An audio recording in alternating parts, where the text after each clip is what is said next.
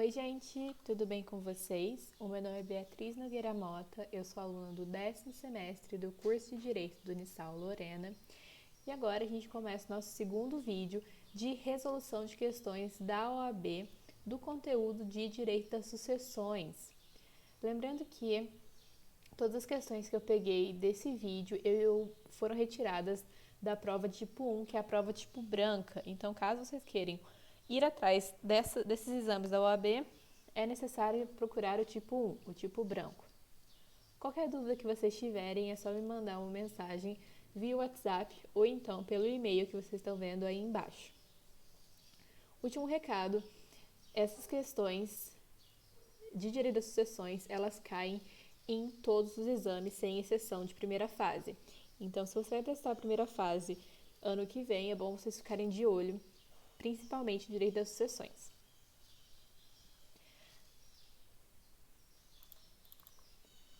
Vamos começar com a nossa primeira questão. Eu acho interessante para vocês estudarem e irem pegando o jeito da OAB em dar um pause no vídeo, tentar responder as questões e aí assistir a resolução, porque vocês vão vendo como a OAB cobra. Então, nessa primeira questão, a gente está vendo o Matheus, que não tem filhos, mas que é casado com Jane, no regime da comunhão parcial de bens. E ele acabou falecendo. Do seu parentesco em linha reta, são ainda vivos Carlos, que é seu pai, e Irene, sua avó materna.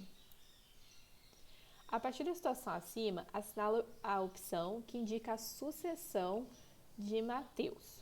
Então, o Matheus ele morreu e deixou como herdeiros a sua esposa, o seu pai e a sua avó materna. Ele não possui filhos e ele não possui a sua genitora, ela não está viva, né? Apenas o pai. E aí o enunciado quer saber como vai ser feita a sucessão de Matheus. Vamos analisar qual que é a resposta certa. Para essa questão, vocês precisam dar uma olhadinha nesses artigos que eu coloquei aí, são os artigos de referência da questão, para facilitar o entendimento. Primeiro de tudo, a gente precisa analisar algumas regrinhas que estão contidas nesses artigos, que o código ele estabelece na hora de fazer a sucessão. A primeira regra diz que o ascendente em grau mais próximo exclui os em grau mais remoto, ou seja, a gente aqui vai ter dois ascendentes, o pai e a avó materna. Só que o pai, ele vai excluir a avó nesse caso da sucessão. Por quê? Porque o pai, ele é o ascendente mais próximo. Então, quando a gente traça a linha reta, a gente vê que o pai, ele está ali antes da avó materna. Então, por isso que ele vai excluir a avó.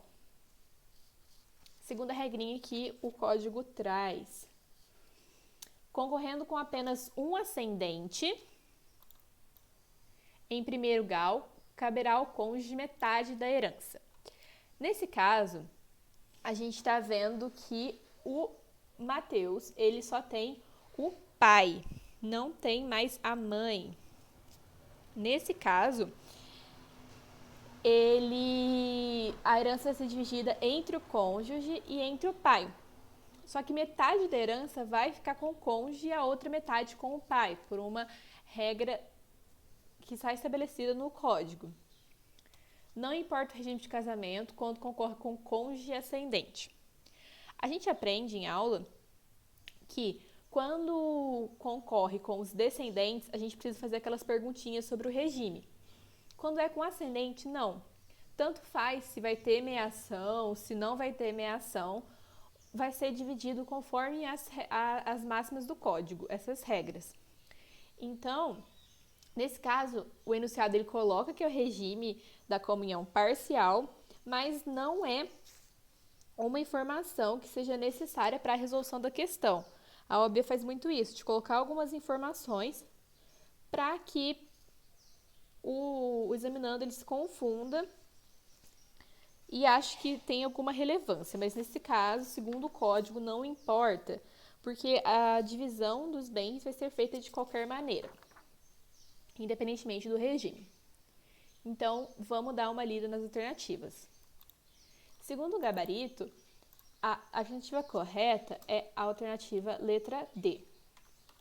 Então, vamos analisar as demais alternativas para a gente entender qual que é o erro que está contida nelas. A primeira está falando que serão herdeiros Carlos, Irene e Jane. A gente já para aqui, porque a Irene, que é a avó materna, ela não vai ser herdeira nesse caso. Por que não? Ela não será chamada a suceder diante dessa regra geral que a gente viu, que o ascendente em grau mais próximo exclui o mais remoto. Eu tenho o pai de Mateus, que é o Carlos, ainda vivo. Então, o Carlos vai acabar excluindo a Irene dessa sucessão. Letra B.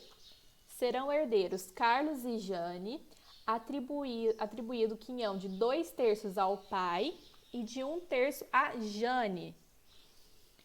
Essa alternativa, ela está errada por conta dessa divisão aqui dos quinhões. Como a gente viu, nessa situação, vai receber o mesmo quinhão, tanto o cônjuge como o ascendente. Ou seja, o pai vai receber metade da herança e Jane vai receber a outra metade. Não vai ter distinção de quinhão como acontece quando tem descendentes. Letra C. Aqui está falando que Carlos será herdeiro sobre a totalidade dos bens, enquanto Jane apenas herda os bens particulares. Não, porque a gente acabou de ver que não tem importância o regime de bens. Na concorrência do cônjuge com o ascendente, o legislador ele não fez nenhuma ressalva em função do regime de casamento. Assim, a Jane vai fazer jus à integralidade do patrimônio deixado, independentemente se foi patrimônio comum ou particular. Então, o que vai ser dividido é a herança total e não parte da herança. Já a letra D está falando que é a correta, está falando que serão herdeiros Carlos e Jane, esta herdeira concorrente, ou seja, os dois vão concorrer na mesma medida, os dois vão receber a mesma porção da herança, atribuindo o quinhão de metade do patrimônio para cada um destes. Porque, nesse caso, a avó materna não será chamada a suceder e não há relevância no tipo de regime de casamento. Então, nessa questão, a alternativa é a letra D, a correta. Vamos ver a alternativa, a questão de número 37 do exame 27. Aqui está falando que a Juliana, sem herdeiros necessários, fez um testamento público. Então, ela seguiu ali todas as regras, se registrou em cartório e ela deixou todos os bens para Roberta. Isso em 2010. Em 2016, a Juliana realizou uma inseminação artificial e nasceu a Carolina. Então, agora, a Juliana, que antes não possuía herdeiros necessários, ela possui uma herdeira necessária, que é a sua descendente, que é a Carolina. A Juliana faleceu e a gente quer saber sempre a sucessão de Juliana. Sempre é assim, ou é alguma questão relacionada ao testamento, formalidade do testamento. Então, como que vai ficar aqui nesse caso a sucessão de Juliana? A resposta nesse caso é a letra A. Houve o que a gente chama de rompimento do testamento, em que o testamento não vai ser cumprido, porque houve a confecção do testamento e depois surgiu um herdeiro necessário. Como surgiu esse herdeiro necessário depois do testamento, os bens serão dados a ele, ao herdeiro necessário. Essa também é uma questão que envolve os princípios do testamento, as características do testamento. Constantemente, o testamento ele pode ser alterado, ele pode ser mudado. E nesse caso, depois que a Juliana ficou grávida, ela não mudou o testamento. Então, se ela tivesse mudado e deixado uma parte da herança para a Roberta, o testamento poderia ser cumprido em parte. A parte da Roberta seria dada conforme o testamento e a legítima seria dada à filha de Juliana. Só que nesse caso, a questão não fala nada sobre a Juliana ter feito um novo testamento. E aí, nesse caso, os bens deverão ser dados para o herdeiro necessário. Porque o herdeiro necessário, ele deve receber a parte da herança, a metade da herança, que é o caso da sucessão legítima. Então, a resposta é a letra A. Vamos agora ver por umas alternativas, sendo que a alternativa A é a alternativa correta. Letra B. Roberta herdará a parte disponível e Carolina a legítima. Para ser feito o que acontece aqui na letra B, a Juliana deveria ter feito um novo testamento durante a gravidez, né, ou após o nascimento da Carolina.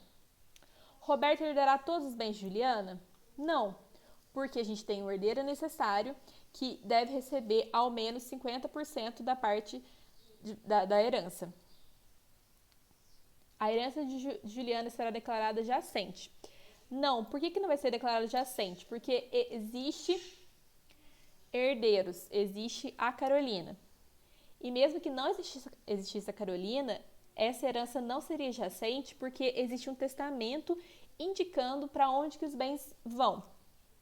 A herança ela só vai ser jacente quando não houverem herdeiros necessários, ou seja, quando não houver sucessão legítima, e nem menos quando houver testamento. Aí sim vai ter todo aquele procedimento da herança jacente e depois ser declarada a vacância. Mas nessa situação não, porque mesmo que não tivesse a Carolina como filha, teria um testamento. E só vai ser herança jacente quando não houver nem testamento nem herdeiros necessários. E é por isso que a letra A é a questão mais correta, é a resposta mais correta para essa questão.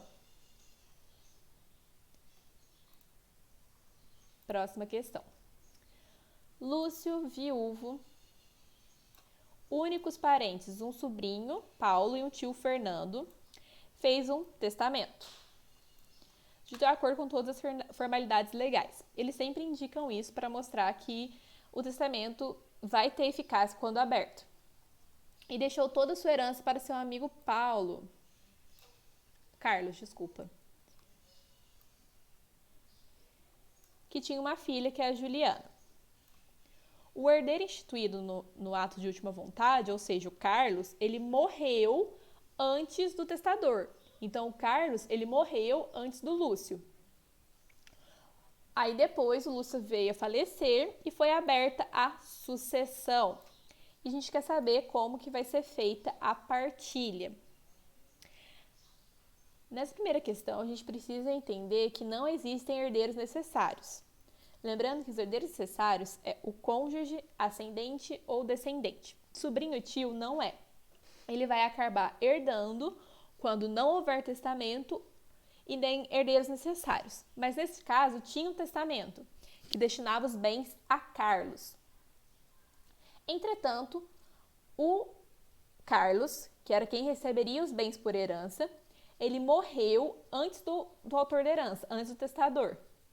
E aí, como vai ficar então a partilha nesse caso? Aqui a gente precisa ler o artigo 1843 do Código Civil, que indica que os sobrinhos, eles precedem os tios na ordem de vocação. Quando a gente não tem herdeiros necessários, para onde que vão os bens? Primeiro para os sobrinhos e depois para os tios. E é importante também destacar que não há direito de representação no testamento. Então, se a pessoa que iria receber os bens conforme o testamento morre, não pode ser passado esses bens para seus herdeiros. Nesse caso, o testamento ele não vai ser cumprido e os bens eles vão ser dados, nessa situação, aos demais herdeiros, que são esses parentes colaterais que não são considerados herdeiros necessários. Nesse caso, é um pouquinho parecido com a situação anterior. O Lúcio ele poderia ter feito o Novo Testamento e agraciado uma outra pessoa, mas não. Como o Carlos morreu e o Lúcio morreu depois, esses bens eles vão ser dados ao sobrinho, e se não houvesse sobrinho, aí sim para os tios de Lúcio. Isso também decorre de um dos requisitos da sucessão testamentária ser que quem é beneficiado pelos bens do testamento deve sobreviver ao testador. Então, Carlos, para receber a totalidade da herança, deveria sobreviver a Lúcio. Vamos ver agora as alternativas. Então, segundo o gabarito, a alternativa D é a alternativa correta para essa questão. Vamos analisar agora as demais. Juliana receberá todos os bens de Lúcio. Não. Nesse caso, como eu falei para vocês, o Carlos ele tinha que estar vivo para receber os bens de Lúcio. Como o Carlos morreu antes de Lúcio, ele não adquiriu esses direitos do testamento. Se esses direitos não eram dele, não podem ser passados para seus herdeiros. Letra B está falando que Juliana receberá a parte disponível. Não. E que Paula receberá a parte legítima. Nesse caso, como não tem herdeiros necessários, a gente nem precisa falar dessa questão de 50% para quem deverá ser destinado metade dos bens. A gente só separa 50% da herança quando existem herdeiros necessários. E nesse caso, não existem. Então, não tem parte disponível e parte não disponível. E nesse caso também, como eu já acabei de explicar, a Juliana não vai poder herdar os bens de Lúcio. Paulo e Fernando receberão cada um metade dos bens de Lúcio. Não, porque primeiro quem recebe é Paulo e depois Fernando. Fernando só receberia se não existisse o Paulo. Porque, segundo a legislação, os sobrinhos devem receber primeiro que os tios. O tio só vai receber quando não houver sobrinho. Vamos agora para a nossa última questão. Aqui está falando que o Mário ele é cego e ele é viúvo. E ele acabou falecendo. E deixou 2 filhos, que é a Clara, que é casada com o Paulo, e o Júlio, que é solteiro. No testamento público e feito de acordo com as formalidades legais, Mário gravou a legítima de Clara com cláusula de incomunicabilidade. Além disso, deixou toda a sua parte disponível para Júlio. Então, ele deixou a parte disponível para um dos filhos. Sobre a situação narrada, assinale a alternativa correta. Essa questão é interessante e ela é um pouco difícil porque ela mistura várias questões relacionadas a direito das sucessões.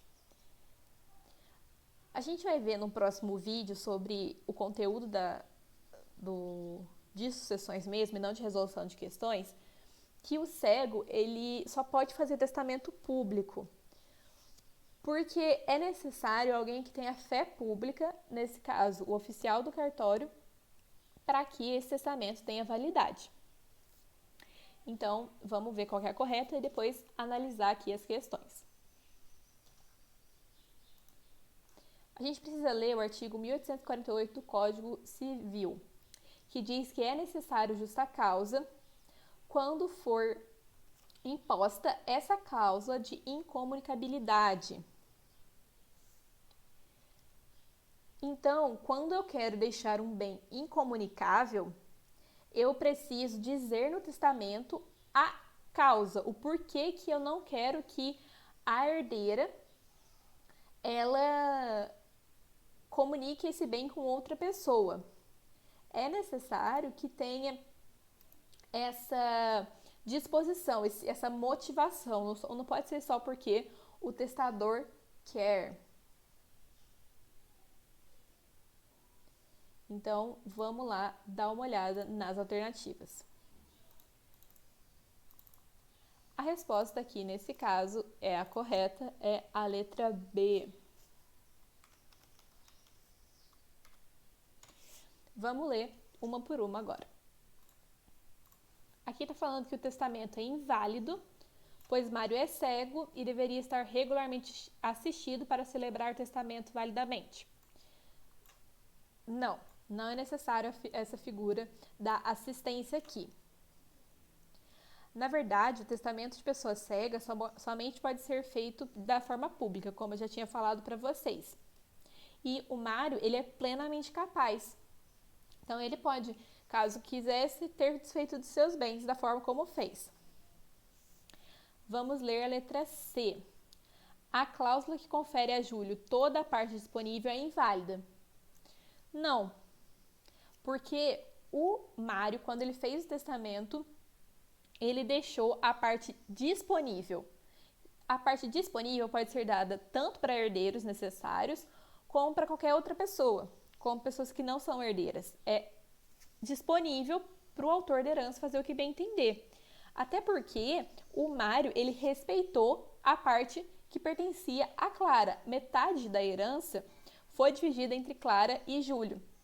E a outra metade, que foi destinada por testamento, é que foi deixada para um dos filhos, e isso é permitido. Porque na questão da parte disponível, vigora o princípio da liberdade de testar. Então, o Mário podia livremente dispor dessa parte, tanto que o código chama de parte disponível. Se não tiver qualquer vício na formulação do testamento e na vontade de Mário em deixar essa parte para o filho Júlio, não tem problema nenhum, porque foi resguardado a legítima de Clara. Letra D. O testamento é inválido, pois como Mário é cego, a legislação apenas permite celebrar testamento cerrado. Não, como eu já falei para vocês, a legislação, na verdade, prevê que os cegos devem fazer um testamento público. Nesse caso, cerrado é quando ninguém sabe, apenas o autor da herança, é apenas aquela pessoa que vai redigir o testamento. E provavelmente essa vedação da lei, ela nasce para evitar fraude, para evitar que alguém engane aquela pessoa ou troque os papéis e não tenha boa fé naquele testamento. E nesse caso, como eu falei, o oficial de cartório, ele tem fé pública, então se ele disse que está tudo certinho com o testamento, então está tudo certinho com o testamento. Vamos ler a letra B, que é a letra correta. A cláusula de incomunicabilidade é inválida, pois Mário não declarou a justa causa no testamento, como exigido pela legislação civil. Correta. A cláusula que limita a legítima, né? Então a Clara, ela recebeu a parte que lhe era cabível, mas foi limitada. Depende do apontamento da justa causa. E quando falta essa justa causa, é inválida essa disposição. O restante do testamento, ele vai ser válido, então o Júlio vai continuar recebendo a parte disponível. A única invalidade vai ser de parte do testamento, que indica essa questão da incomunicabilidade. Então, apenas essa que vai ser declarada inválida. O resto do testamento é considerado válido e eficaz e vai produzir todos os seus efeitos. Bom, gente, essas eram as questões que eu queria tratar com vocês hoje. Eu espero que tenha ficado um pouco mais clara a matéria, ver assim na prática e entender também melhor o enunciado. Qualquer dúvida, vocês podem me mandar uma mensagem. Muito obrigada por assistir até aqui e até mais.